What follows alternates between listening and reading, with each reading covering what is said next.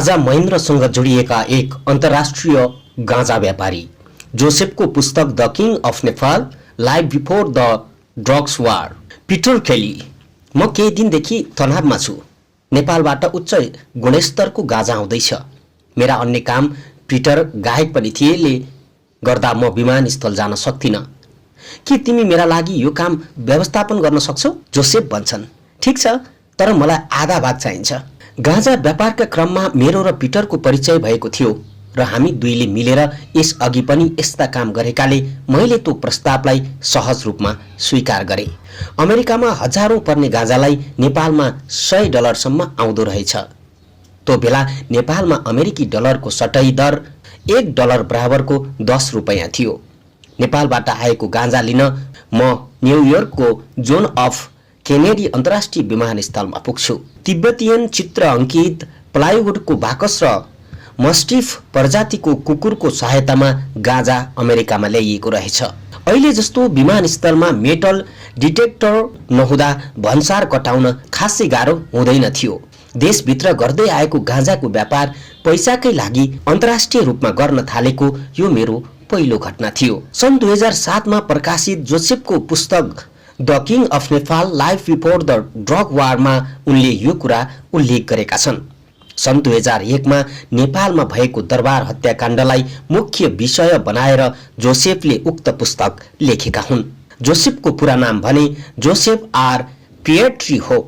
अमेरिकी भन्सार कटाएर नेपाली गाँजा अन्तर्राष्ट्रिय बजारमा पुर्याए पनि प्रत्यक्ष रूपमा जोसेफको सम्बन्ध नेपालसँग त्यस अघि थिएन। नेपालसँग सम्बन्ध बनाउने यो अवसर उनलाई साथी पिटरका माध्यमबाट नै जुर्यो।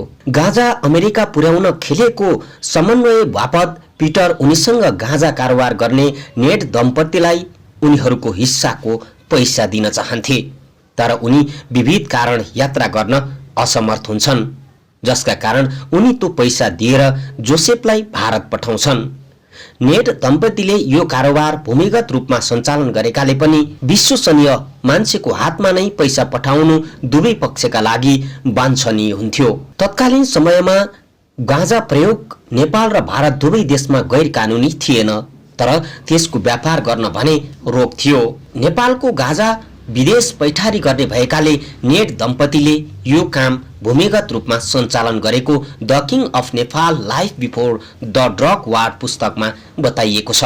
यी दम्पतिलाई भेट्न जोसेफ भारतको बम्बई, हालको मुम्बई हुँदै गोवा पुग्छन्। त्यहाँबाट जोसेफको पहिलो नेपाल यात्रा सुरु हुन्छ।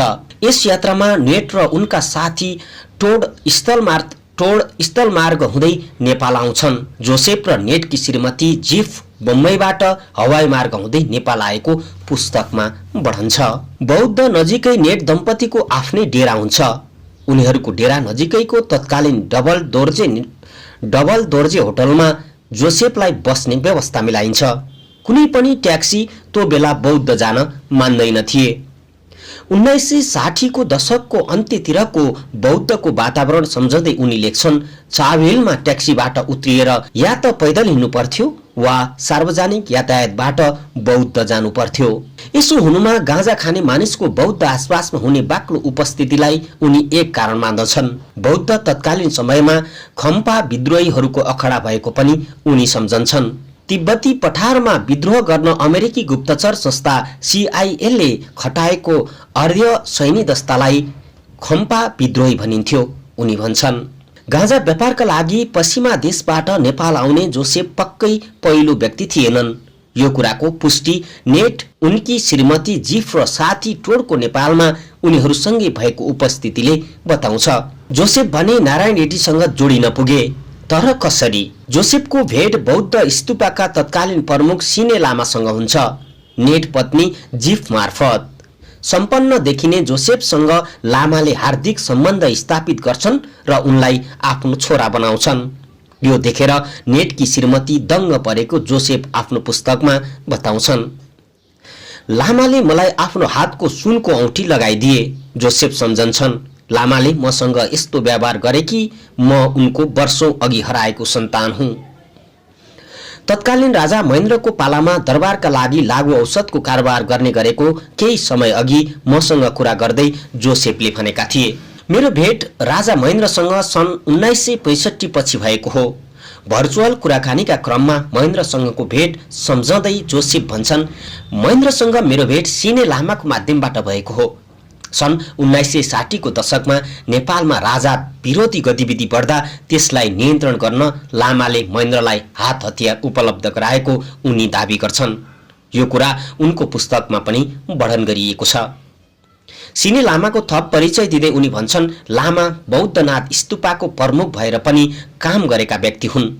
बौद्ध क्षेत्रमा सिने लामा सामन्ती राजा जस्ता थिए, जोसेफ सम्झन्छन्। त्यो क्षेत्रका सबैले उनलाई चिन्थे र उनले सबैलाई। 28 भाषाका ज्ञाता लामाबारे केही पर दरबारमा बस्ने राजा अनभिज्ञ रहने कुरै भएन। सिने लामासँगको परिचयपछि लामाको सहयोगमा जोसेफले नेट र उनकी श्रीमती जिफलाई नेपाली गाँजा बजारबाट विस्थापन गर्छन्। निजी गुप्तचरका मान्छे लगाएर नेटले आफूमाथि सांघातिक आक्रमण गर्ने कोसिस गरे पनि लामाका कारण त्यो सफल नभएको उनी बताउँछन्। यसैबीच उनलाई अमेरिकाको अनुसन्धान सम्बन्धी संघीय ब्युरो FBI ले नियन्त्रणमा लिने कोसिस गरेको उनी कुराकानीको क्रममा बताउँछन्। FBI को त्यो प्रयासलाई महेन्द्रले विफल पारेको उनको दाबी छ। FBI नेपाल आउने खबर पाएर तत्कालीन राजा महेन्द्रले मलाई वीरगञ्जको बाटो हुँदै भारत निर्वासनमा पठाए, उनी थप भन्छन्। राजा महेन्द्रकै सहयोगका कारण म नियन्त्रणमा नपरेको हो। महेन्द्रले आफूलाई बचाउनुमा सिने लामाले आफूलाई छोरा समान व्यवहार गर्नु कारण भएको उनी बताउँछन्। तर के सिने लामासँग सम्बन्ध भएकै आधारमा महेन्द्रले जोसेफलाई FBI बाट बचाए होला नि त? यो प्रश्नको विषय छ। हाम्रो यो प्रश्नमा उनी भन्छन्, सायद म राजदरबारप्रति अलि बढी नै वफादार थिए कि। जोसेफसँग गरिएको संक्षिप्त कुराकानीको केही अंश। गाँजा खोज्न हेलिकप्टर चार्टर। नेट दम्पतिको नेपाल बहिर्गमनपछि नेपालबाट हुने अन्तर्राष्ट्रिय गाँजा व्यापार सिने लामा र जोसेफको एकलौटी भयो। यस क्रममा गाँजा खोज्नकै लागि जोसेफ हेलिकप्टर चार्टर गरेर पश्चिम नेपालको रारातालसम्म पुगेको उनले पुस्तकमा उल्लेख गरेका छन्। यसरी ल्याइएका गाँजा